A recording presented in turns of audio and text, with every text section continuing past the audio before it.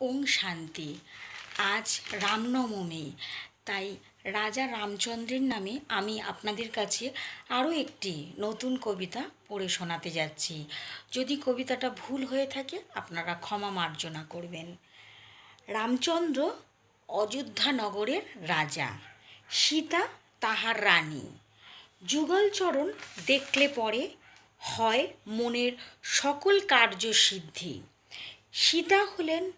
সীতা মাঝে লক্ষ্মী দেবী, রাধিকাও তিনি। যুগে যুগে স্বামীর সাথে অবতার নিয়ে আসেন তিনি। তিনি হলেন স্বামীর অর্ধাঙ্গিনী, স্বামী বিনা মণিহারা ফণী। একই শরীরে দুই আত্মা, একই হৃদয়ে বাস করেন যুগল দুই বন্দিনী। তিনি যেমন মহামায়া লক্ষ্মী স্বরূপিণী, বাবা হলেন করুণাময় ত্রিলোকের স্বামী তিনি। তিনি যেমন সকলের মাতা, এই ধরিত্রী থেকে ওঠেন। রামচন্দ্র বিষ্ণুরই অবতার, দশরথের কাছে আসেন। কৃষ্ণ হয়ে জন্ম নিয়ে কংসকে বধ করেন। রাধিকা হয়ে তখনও আসেন বাঁশির প্রেমের টানে। মা লক্ষ্মী হয়ে নারায়ণের পাশে সর্পের মধ্যে থাকেন।